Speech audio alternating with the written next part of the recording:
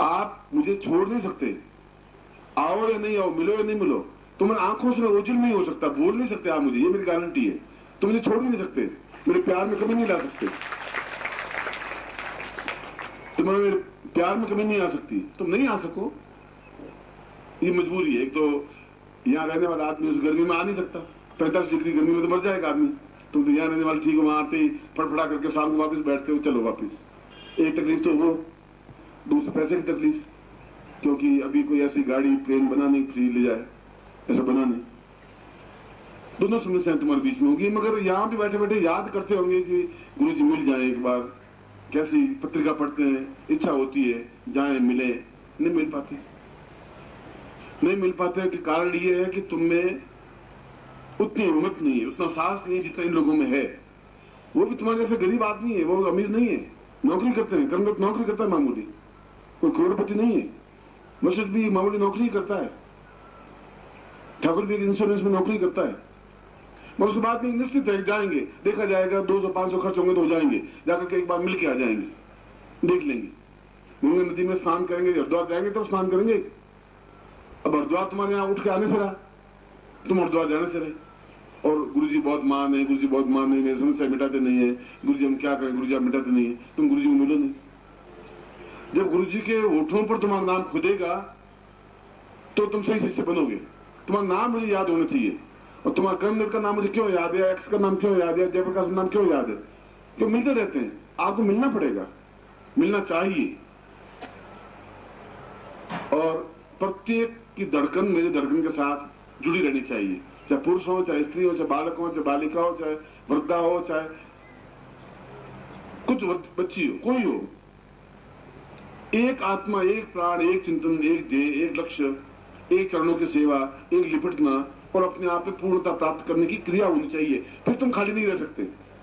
इस हिमाचल में रहकर के गरीबी आ नहीं सकती, संभव नहीं है। जो संपन्न देश है, जहां भगवान शिव ने शादी की है, जहां खुद गौरी, खुद पार्वती जहां विराजमान है, जिसको लक्ष्मी कहा गया है, और उस प्रदेश में रहने वाले हम गरीब हों, इसके कारण के पीछे हमारा भावना और श्रद्धा में न्यूनता के अलावा और कोई कारण नहीं। और आप में श्रद्धा है, भावना है और आस्था मजबूत होनी चाहिए, और ज्यादा होना चाहिए। इसलिए इस बार जो शिविर रखा है, शिव शक्ति शिविर रखा है, खाली शिव जी का ही नहीं रखा, खाली शक्ति का ही नहीं रखा, दोनों मिलकर के ही पूर्णता दे सकते हैं। धन, यश, मान, पद, प्रतिष्ठा, ऐश्वर्य, सुख, सौभाग्य और जो भी इच्छा है। दीक्षा का मतलब है मेरी जो भी इच्छा हो पूरी हो, चाहे बीमारी की इच्छा हो, चाहे बेटे की इच्छा हो, चाहे लड़की की शादी की इच्छा हो, जो कामना जो भी हो। दीक्षा का तात्पर्य ये होता है।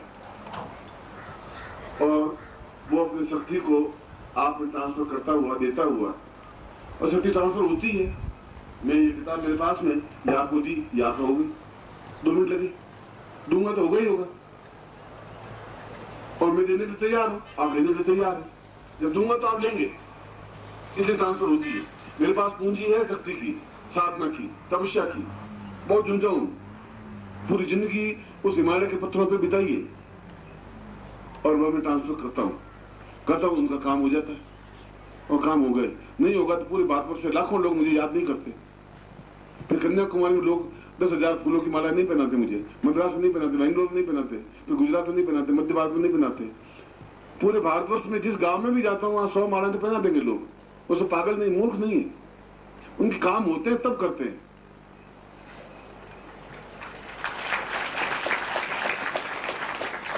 नकली चीज नहीं चल सकती। झूठ बोल के मैं कितना नहीं चला सकता हूं तुम्हें, कितने लोगों को बेवकूफ बना सकता, कितने दिन बनाऊंगा, 1 साल बना दूंगा, 2 साल बना दूंगा बेवकूफ, 50 साल तो नहीं बना सकता ना। जो 30 साल से जुड़े हुए वे मूर्ख 30 साल से मूर्ख नहीं रह सकते, 40 साल से मूर्ख नहीं रह सकते। जो 40 साल से पहले जुड़ा हुआ है वो भी आज भी जुड़ा हुआ है। उन्होंने देखा है, अनुभव किया है, प्राप्त किया है, एहसास किया है, उनको कुछ मिला है, उतना ही मिला है जितने उन्होंने विश्वास किया है, जितने उन्होंने श्रद्धा प्राप्त की है, जितना उनके मेरे हृदय में स्थान प्राप्त किया है, जितना मैं उनके हृदय में बैठा हूं। जितना कम मिले उतना कम प्राप्त हो पाएगा। ये तो आपसे लेन देन की बात है। जबरदस्ती मैं आपके मुंह में रोटियां नहीं डाल सकता। आप खुद खाने की इच्छा हो और मैं आपको देने की इच्छा हूं। इसलिए ये 3 दिन मैं आपके साथ में आनंद के साथ, प्रेम के साथ, मस्ती के साथ बिताना चाहता हूँ। रोते हुए सूरतों के साथ नहीं बिताना चाहता। रोते हुए मुर्दे चेहरे घर में अच्छे लगते हैं, यहाँ मेरे सामने अच्छे नहीं लगते। यहाँ पर मुस्कुराते हुए बैठिए।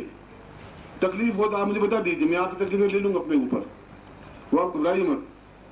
यदि कभी आप एकदम से परीक्षा ही लेना चाहो कि गुरु जी की परीक्षा ले लें, तो कभी कह देना गुरु जी मुझे शिव जी के साक्षात दर्शन करवा दो, आप सबको साक्षात दर्शन करवा दूंगा। ये गारंटी है, चैलेंज है, विश्वास है, पूर्णता है। कभी गुरु जी को परख के तो देखिए। आपको परखना भी नहीं आता, आपको परीक्षा लेना भी नहीं आता, और आप ले भी नहीं सकते। शिष्य परीक्षा लेगा कहां से? उस ऊंचाई पे पहुंच के तो परीक्षा लेगा। दूसरी क्लास पढ़ा हुआ, तीसरी क्लास पढ़ा हुआ एमए की इम्तिहान कैसे लेगा वो? इसलिए मैं कल आपके बीच में आया हूं और 3 दिनों के लिए आया हूं। 3 दिन तो बहुत होते हैं। 3 में 72 घंटे होते हैं और केवल 1 मिनट में बम गिरने से पूरा जापान का आधा भाग नष्ट हो जाता है। 1 मिनट इतना कीमती होता है। 72 घंटे तो बहुत है। हम मिले, साधना करें, मंत्र जाप करें, दीक्षा लें, अपनी समस्याओं की पूर्ति करें, और जो मैं साधना तो उसको पूर्णता के साथ करें। इसलिए ये सुबह का समय तो गुरु पूजन का था, गणपति पूजन का था। मैं अपनी बात कहने के लिए कि मैं क्यों आया हूं, क्यों मेरी इच्छा आपके बीच में आने की होती है, क्यों आप दौड़ दौड़ के मेरे सामने आते हैं, मेरे पास आते हैं, क्यों इतने प्यार से मिलते हैं, क्या आपका मेरा रिश्ता है। और ये रिश्ता शरीर का रिश्ता नहीं है, ये तो प्राणों का रिश्ता है। न तो आप मेरे बेटे हैं, न मेरे आप माँ है, न मेरे बाप है, न मेरी पत्नी है, न मेरे भाई है, न बहन है। ये तो रिश्ता है ही नहीं। शरीर का रिश्ता आपका मेरा नहीं है, प्राणों का रिश्ता है। आप प्राणों से जुड़े हुए, और प्राणों के रिश्ते टूट नहीं सकते, खत्म नहीं हो सकते। उनमें आंख में आंसू आते ही हैं, याद आती है गुरु की, छलछलाती है आंख, चरणों में लिपटने की जी करता ही है, एकदम से समर्पित होने की भावना होती है, क्योंकि उसमें स्वार्थ नहीं होता। इसको तो स्वार्थ होगा, इसको स्वार्थ होगा कि पिताजी मर जाएंगे तो 5-10 हजार मिलेंगे ही मिलेंगे। आपको तो भी स्वार्थ नहीं है। आप तो निश्चल भाव से जुड़े हुए हैं। ये बहुत बड़ी बात है, क्योंकि ये शरीर का संबंध है, ये प्राणों का संबंध है, और प्राणों का संबंध हमेशा बड़ा होता है। एक बार फिर आप लोगों को हृदय से आशीर्वाद देता हूं। आशीर्वाद क्या, पूर्ण हृदय देता हूं कि आपके हृदय में मेरा हृदय स्थापन हो जाए, कि मुस्कुराते हुए हम साधना करें, अपने जीवन की न्यूनताओं को पूरी करें, नाचें गाएं, और जो कार्यक्रम वशिष्ठ ने आप लोगों ने रखा है उस कार्यक्रम को पूरा करें। शाम को मैं फिर आपके बीच में आऊंगा, फिर जयप्रकाश चार से भजन बहुत अच्छे सुनाएगा, और इनके भजनों से लोग बहुत कैसेटें बनी है, लोग बड़े प्रभावित होते हैं। भोपाल में भी, उज्जैन में भी, इंदौर में भी, और जहां भी गए लोग झूम के सुनते हैं। हजारों की संख्याओं में, लाखों की संख्याओं में बैठे हुए आदमी मस्त हो जाते हैं, सुनते हैं। इसलिए वो सामग्री, यंत्र हो या माला हो या दुपट्टा हो, वो तो लेना ही पड़ेगा, मजबूरी नहीं है। मगर लड़ना है तो फिर तलवार हाथ में रखनी पड़ेगी। बिना तलवार के बस यूं हाथ यूं मार रहे हैं बस, अब उससे तो शत्रु मरेगा नहीं, उससे तुम्हें दरिद्रता मर नहीं सकती, उससे तुम्हें गरीबी मर नहीं सकती। गरीबी तो हाथ में तलवार लिए लड़ रही है, आप हाथ में फेंके जा रहे हो, अब उसे होगा क्या? उनके हाथ में तलवार है, आपके हाथ में 2.5 फुट की तलवार है, 5 गज की तलवार, 10 गज की तलवार, तब तो खड़ा होगा।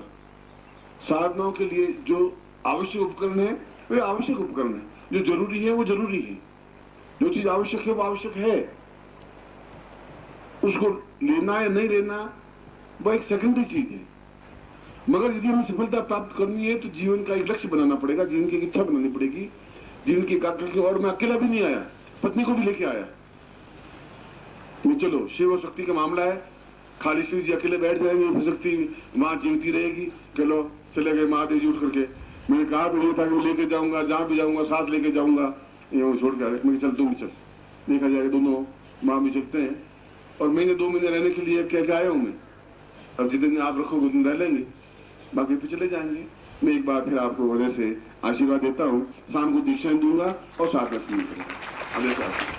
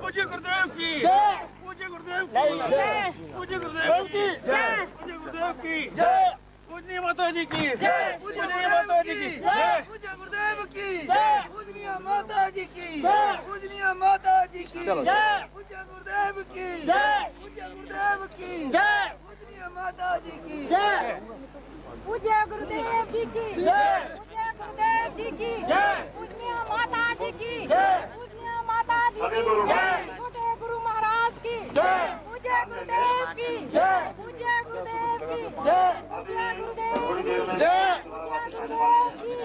पूज्य गुरुदेव की जय, पूज्य गुरुदेव की जय, पूज्य गुरुदेव की जय, पूज्य माता जी की जय, पूजनीय माता जी की जय, पूज्य गुरुदेव की जय, पूज्य गुरुदेव की जय, पूज्य गुरुदेव की जय। जरूरत है कि आप उसको प्राप्त करें। जैसे आप सूर्य की धूप लेना चाहें और आप इच्छा रखें कि मैं लेना चाहता हूँ, जल्दी से जल्दी वापस आकर के मंत्र जब शुरू करेंगे तो गुरुदेव जी अभी ये बताते हैं कि आज और जो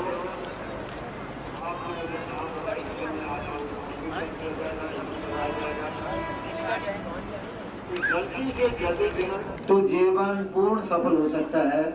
वही पूजन अभी कुछ क्षणों में आप देखने जा रहे हैं।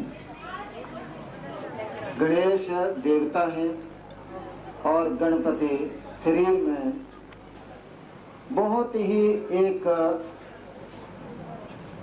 सुंदर और प्राकृतिक और भगवत कृपा से स्थापित नाड़ियों का एक गुच्छा है।